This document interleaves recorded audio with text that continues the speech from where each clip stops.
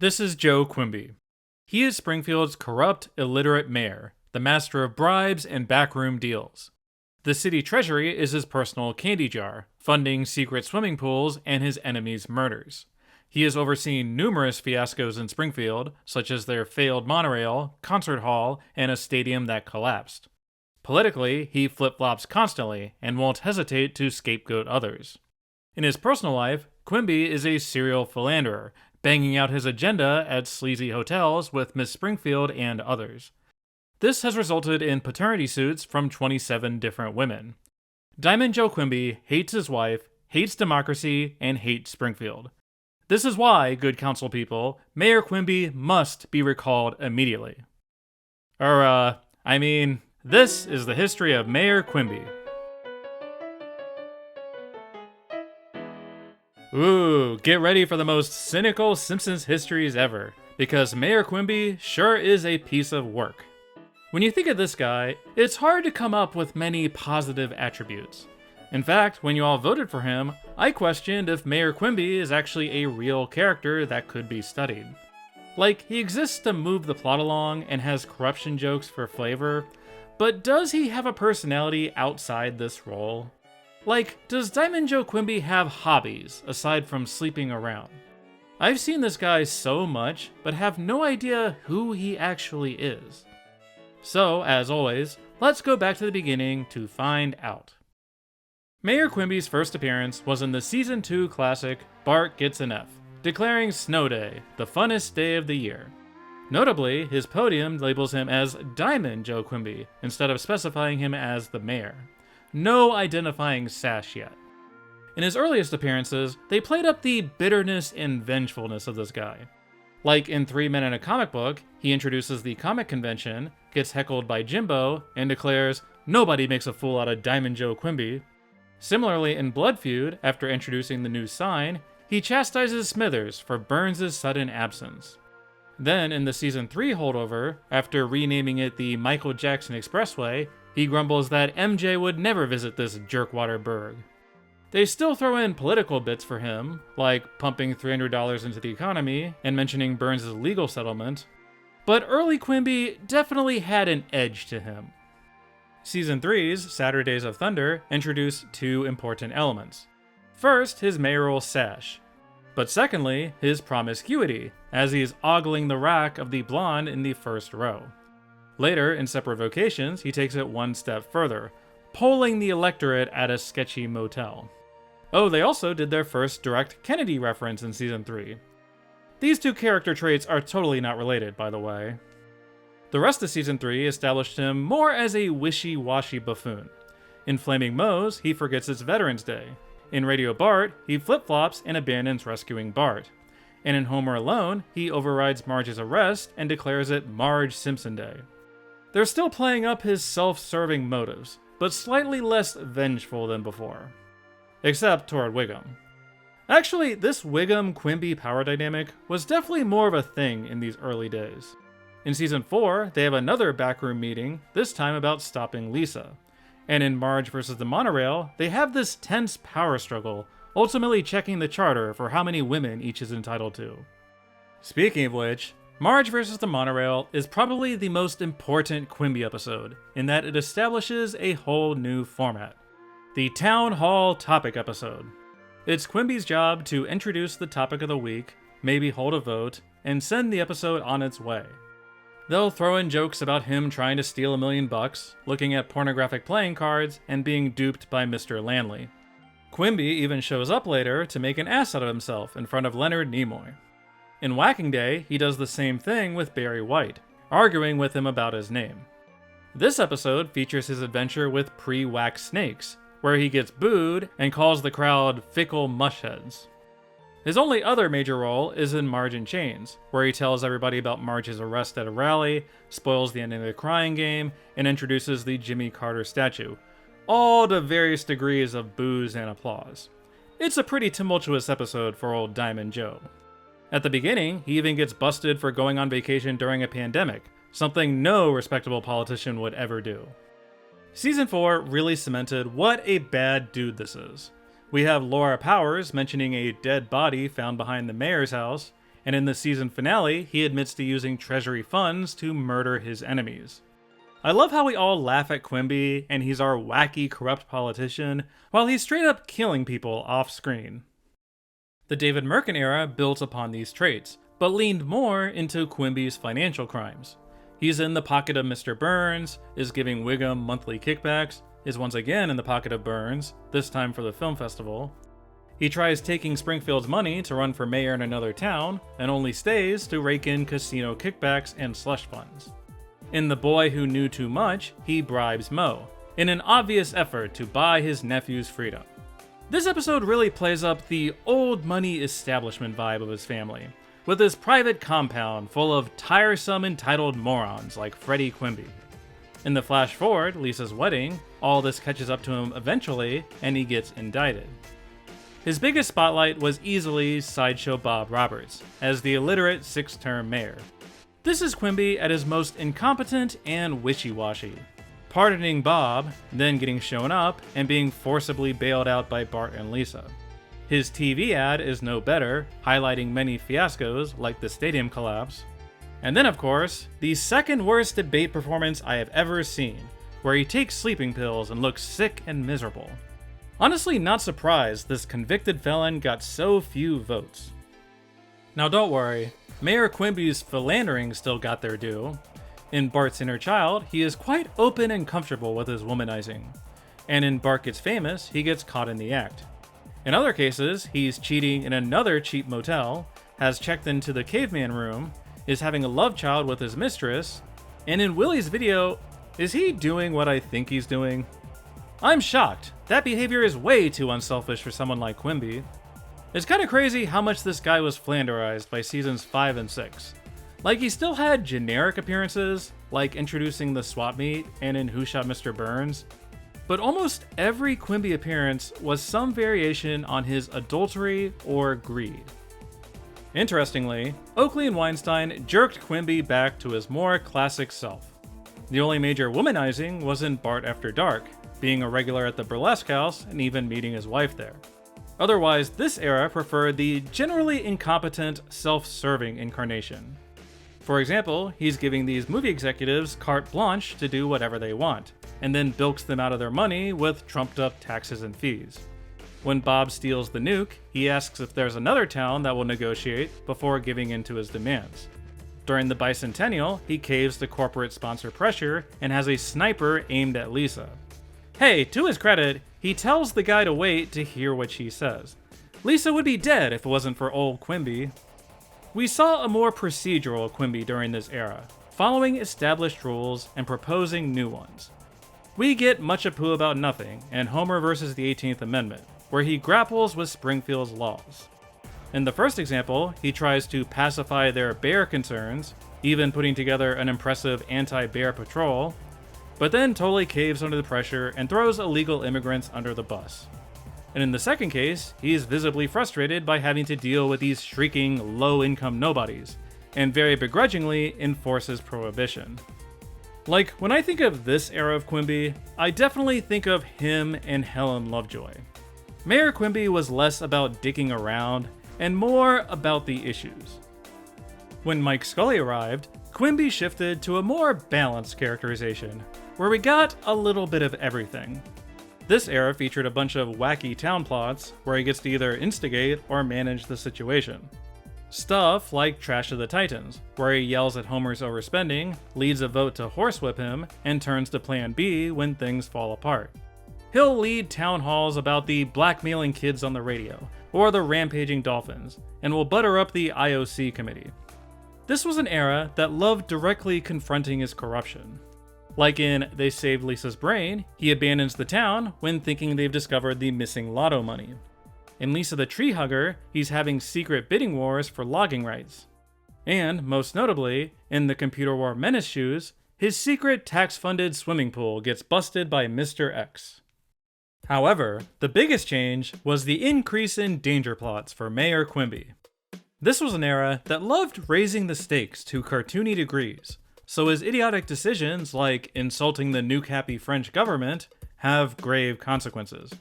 Honestly, most of Season 9 was about Quimby trying to kill everyone or himself. we get the Cartridge family, where he's sleeping around at this sleazy motel and gets held up by Snake during the climax. Vote Quimby. And in this little wiggy, he's in mortal danger again, this time due to a recommissioned electric chair.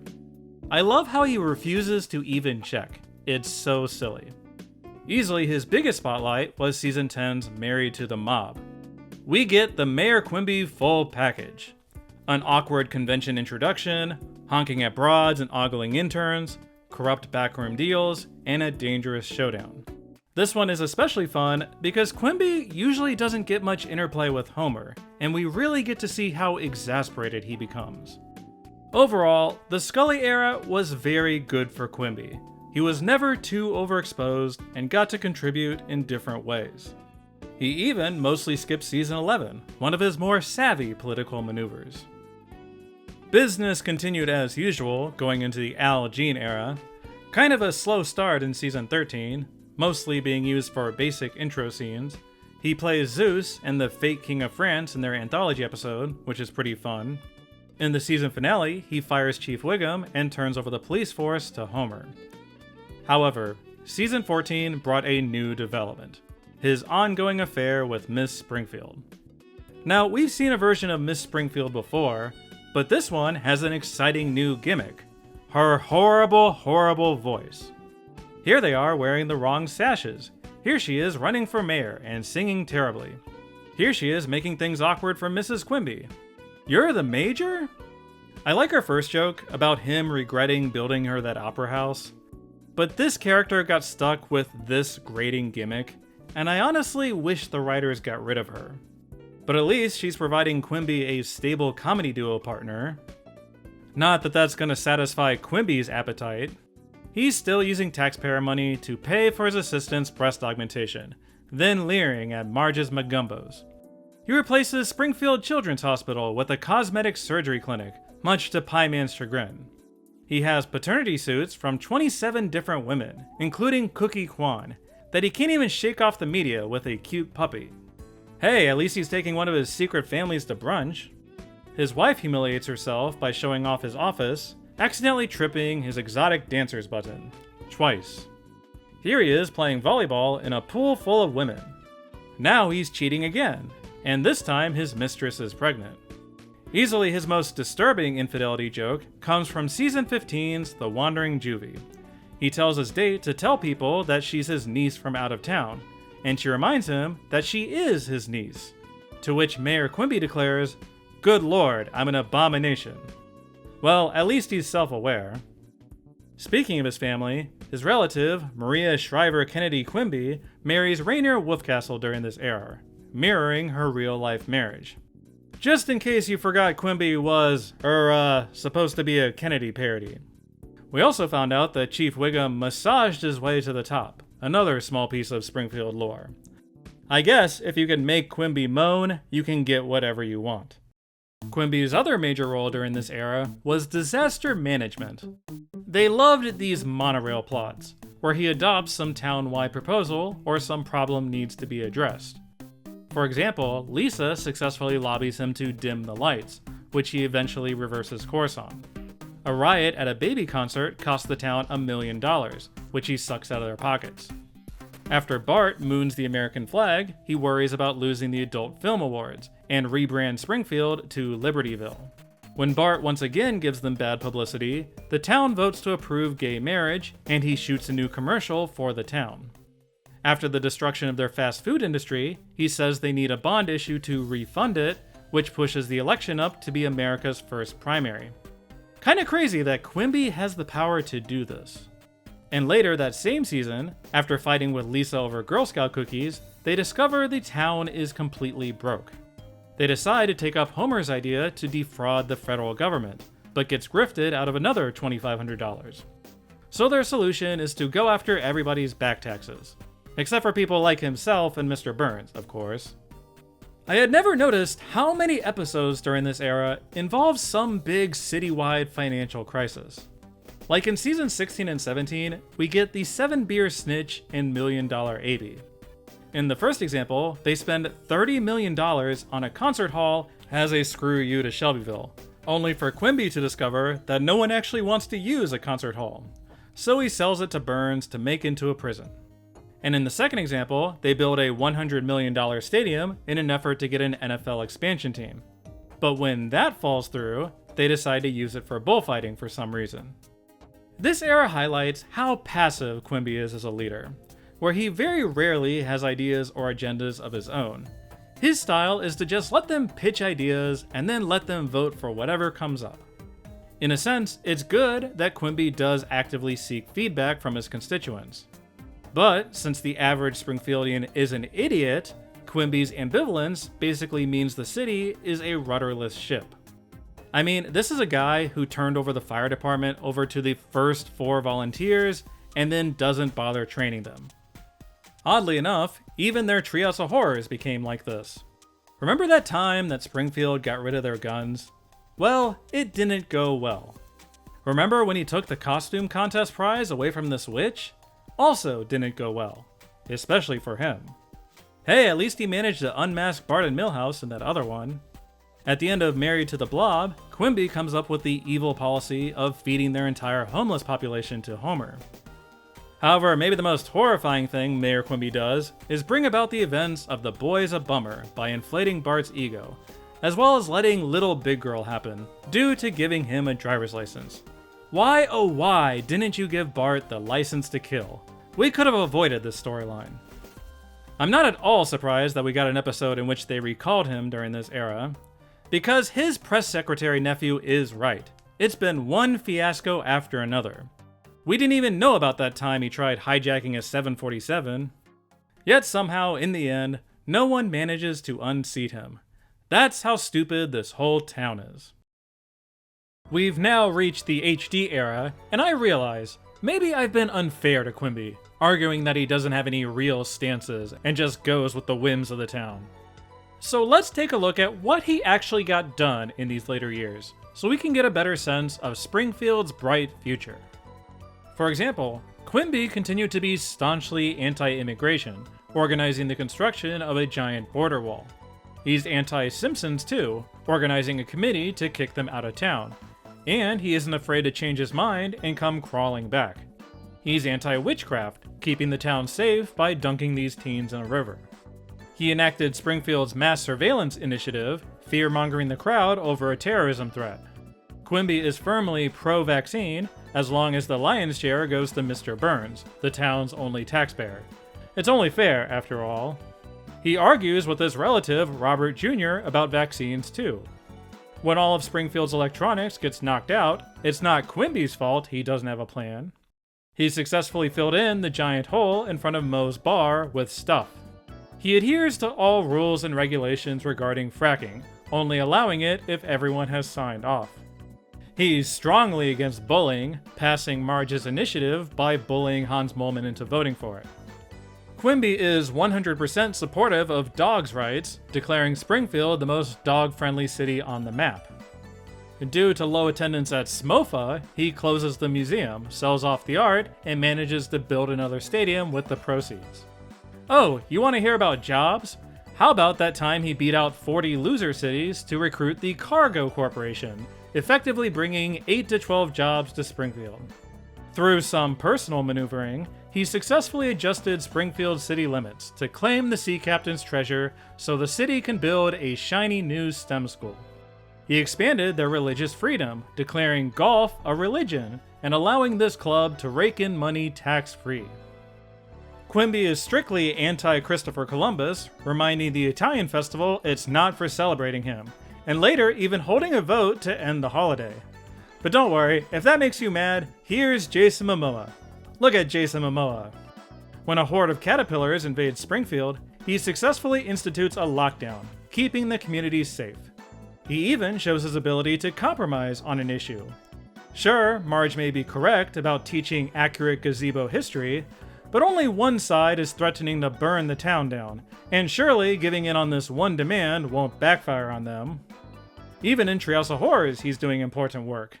When Officer Lou wants to cancel the state fair over some lard monster concern, he bravely accepts a bribe and lets everyone have fun. Surely this won't backfire either. Mayor Quimby's most nuanced political position is when it comes to crossing guards. At first, he's for them, providing them new funding. But when things go awry, he holds them accountable, and gets convinced the solution is to throw more money at it. But when things go awry again, he defunds them by 1.5%, faces tireless smear campaigns, and eventually orders Wiggum to shut them down. Even throughout points in history and alternate realities, Quimby is out there making moves. Mayan Quimby prepares their sacrifice and blames Obama for the world ending in 2012. Fantasy Quimby rules benevolently with an iron fist, gathering all magic users in the kingdom to create his all-smelling eye. Roman Empire Quimby is amazing at getting stabbed repeatedly. All this isn't even mentioning all the times he has honored the citizens of Springfield, like Bluella the Whale and her explosion victims, the naked fairy godboy Bart Simpson, a statue of Joe Paterno that they turned into Eugene Levy, Springfield Elementary's time capsule, the giant Springfield sign, Springfield Bay now being clean enough to swim in due to lower standards, this tree's 200th anniversary, child F1 racers, the Pin Pals, and this new chrome Lardlat statue. I mean, this last one ended up destroying the town, but he promised they will rebuild. Oh wait. The rule of The Simpsons is that in every era, someone has to run against Quimby in an election, and this time it's Marge in season 29. Unexpectedly, the old monorail comes back to bite him again. But, unlike her husband, Marge actually wins. Quimby honestly doesn't seem to mind that much, retiring to Quimby Bunkport Estates and rejuvenating his love for his wife. There's no mayor in marriage, after all. But alas, much like Sideshow Bob, Marge's mayoral term is cut short. She gets recalled off screen and Quimby takes over again. Speaking of his marriage, things continue to be rocky in the HD era. Like he's hanging out with his mistress at Mardi Gras parties, forgetting that he went there with his wife. He's still stringing along Miss Springfield, promising to leave his wife when she turns 50. They're clearly screwing around in Town Hall itself, given its bedbug infestation in season 23. He hits on cheerleaders looking for new mistresses, and attends improv shows suggesting loveless marriage as a prompt. He's a patron of Fat Tony's new whorehouse, requesting someone like Marge be put on his profile. And while he does love a good Chief Wiggum massage, he does reject Wiggum's jerk-off. But I think this was about something else.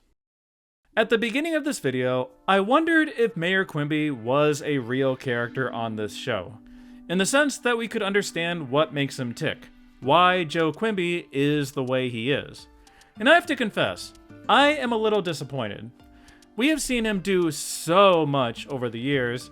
He's arguably one of the most influential characters in series history, but at the end of the day, he's just a simple caricature that never grows or changes. That is, I would have said that up until 2 weeks ago, before season 37's Sashes to Sashes, his first true spotlight. It covers 3 different generations of Quimbys. His father stealing away from Ireland, toiling away as a laborer, until murdering this guy and taking over his business. Joe Quimby Jr. goes into politics, a dream his father could never achieve. He even was engaged to Marge's aunt Beatrice, his campaign manager. However, his father insists that great politicians and businessmen must have mistresses for publicity and power. So, while Joe insists he will never actually cheat, she cannot marry him and bear this humiliation.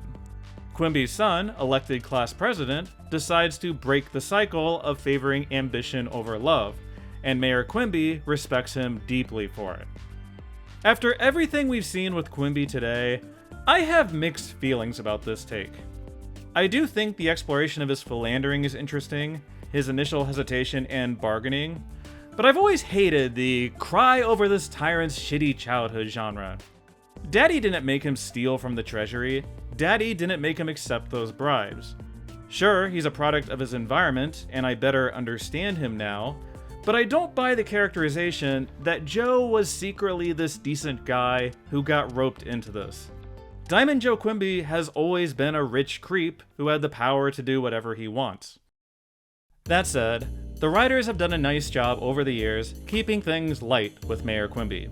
The show is very playful and matter-of-fact about him, with a, oh that debaucherous scamp Quimby attitude.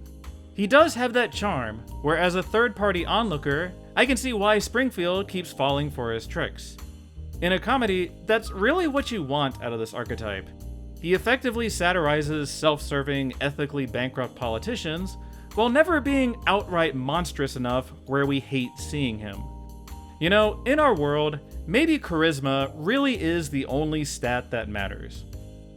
Let me know in the comments what you think of Mayor Quimby and your favorite moments of his. Do you prefer the serial adulterer Quimby or the shady deal-making Quimby? I confess, I was this close to vetoing this nomination when it won, but it was fun and cathartic to dunk on a fictional corrupt politician. At least his crimes are fictional. I do like that about him. As always, let me know who you'd like to see for the next Simpsons Histories. I'm gonna wipe the current slate of nominations clean, so in typical Quimby fashion, the floor is wide open to all sorts of wacky suggestions. Perhaps it's time to discuss the deep lore of that guy who says, yes! We shall see. Let your voice be heard. As always, thanks for watching.